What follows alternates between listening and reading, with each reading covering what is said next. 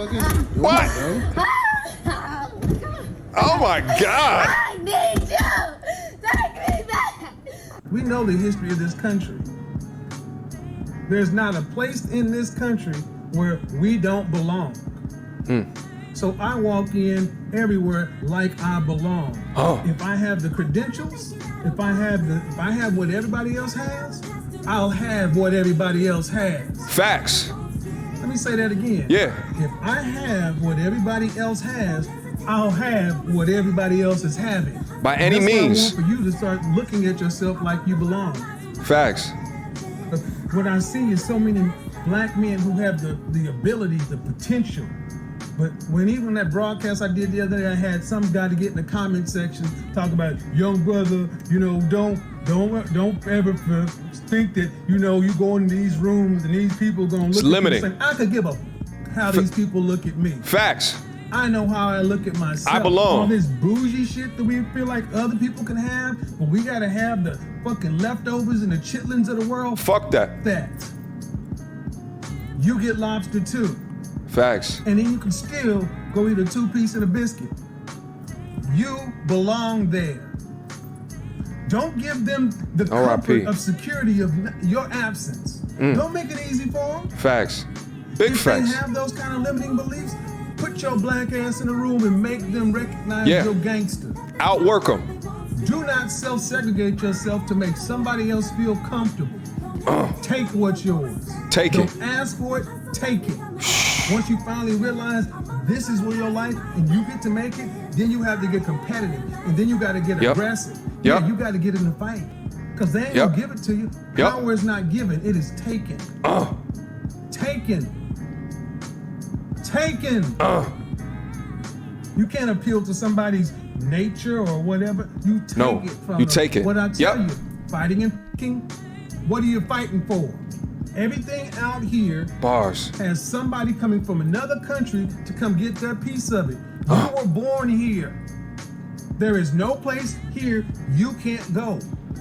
So what's stopping you? Damn, I really missed this, brother. What's crazy is that our personal conversations would be in the same vein. You belong. Take what's yours. Don't let any limiting beliefs of anything that you have within your life, the imposter syndrome, I don't think that I should be achieving that, or they all look different than me, that. Who cares?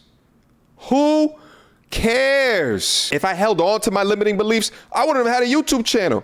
Through all of the distractions, the detractors, and the bullshit that I've had to deal with, the loss of sponsorships, to everything that I had to deal with, even the loss of friends or women that I've had in my life that just say, how could you talk like this? If I believed in any of that shit, I would not be here today, but I forced myself to be successful. I forced myself to be recognized.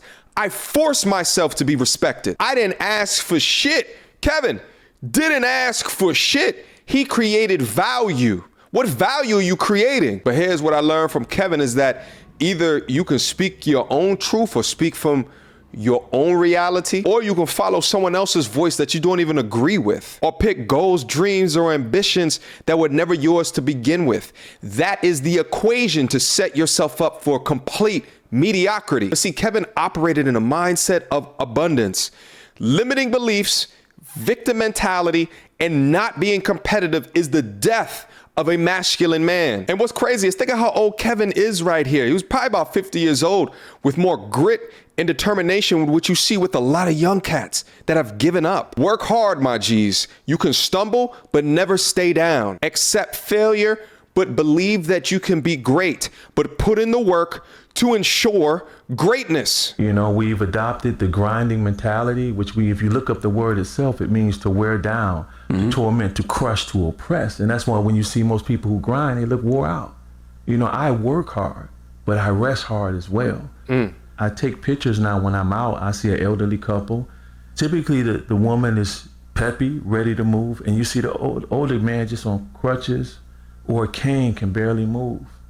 Because our whole worth, we feel, is in our work. I thought it was just black men who struggle with taking naps, but when I started speaking more, my white brothers, other brothers of different ethnicities was coming up to me like, dude, when my wife come home, I jump up. I'm like, what is that? Because again, we feel that we're only good for what we do instead of who we are. Our family, our women in our lives try to love us, our children want to affirm us, but because it's deep, we long for it so long, we don't even know how to receive it when we get it. Feminists often vilify men for being the heads of households. The average blue-collar man that, let's say, works in a factory is not doing so he can come back home and oppress his woman. He's doing it so he can sufficiently provide for his family. But feminists have completely twisted the narrative to convince women otherwise. But the fact of the matter is that men are more likely to die early, get hurt on the job, or work themselves to death. One of the best lessons that I have learned over the past several months as I have experienced considerable hardship within my life is the benefits of balance. We're all gonna have ebbs and flows within our life, but you need to understand and be cognizant of when do you need to be in a flow state and then when do you need to be in an ebb state and rest? Not too long ago, Kevin Samuel's autopsy report confirmed hypertension. That brother needed to be in an ebb state, but his relentless pursuit of pushing the narrative and the discussion forward led to his early demise. I don't have time to feel emotions. Why? Because when you're put in a certain position, you have to make sure everybody else is okay. I don't use the term baby mamas. I have 2 lovely women that I'm responsible for. Even if they're in a relationship, I'm responsible for you. It's a man's job to protect, provide, and love. I have 6 children that I'm responsible for. I have a mother that I'm responsible for. I got 1 remaining brother, 1 remaining sister that I'm responsible for. Before I think about myself, I have to think about them. And by the time I think about them every day. What Shaq is essentially touching on here is the burden of manhood. Men are loved on the basis or the condition of being able to provide. Shaq knows this as well as he also knows that if he doesn't take care of the mother of his children, then that will directly affect the relationship with his children. It's such a tough pill for most men to swallow, especially if they haven't had a man in the household and growing up and didn't watch that dynamic. But it's the reality that we must face. But I'll leave you guys with a quick quote from Dr. Warren Farrell. Men's greatest weakness is the facade of strength, while women's greatest strength is the facade of weakness. So while the burden of man is great, don't let our greatest weakness overwhelm you. Record me, I don't care! Record me, I don't care! Post it! Post it! Post it! I'm not even recording you. Post it! Post it! I don't care! I don't care! I don't care! Oh, I don't want you more! Hey, stop. What the fuck is you doing, What? bro? Oh my God! I need you! Take me back! Please! I'm going crazy! Please! Please! That's what that dick could do. Yo! She crazy. Please! Please! Oh, Please! this is what y'all be risking your life for. Please! This? Please! Please! Please! Oh man, if the face tattoos, I can't! the neck tattoos, I'm and the tiger stripes on the shoulder didn't tell you enough. Please! Please! Y'all be wildin' out here. Please! Please! And y'all be going raw daddy in this, Please! and then complaining about y'all baby mothers? Please! The nerve of you. Please! Please! Please! Please! Please! Please! Please! Please! Please! Please! Please! Please what? Please take me back. I took you You back. don't want to be with you and everybody else. I want to be everywhere. Please take me back. Please take me back. Please. Grown child. Please take me back.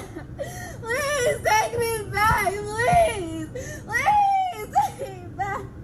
How could you get This video just goes to show you how lenient our society is to these modern baby women. Yo, just imagine if a grown-ass man threw a tantrum like this. You know what I'm saying? Like, first of all, he would have been destroyed all over social media.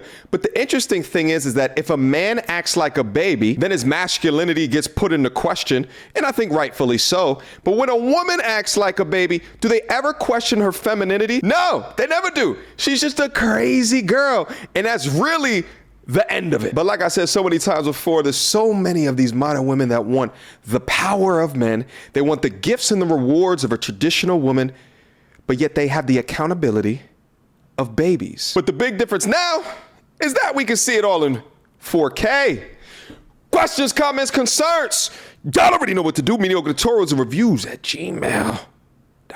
If you guys enjoyed today's compilation, hopefully you guys did. Leave me some comments down below.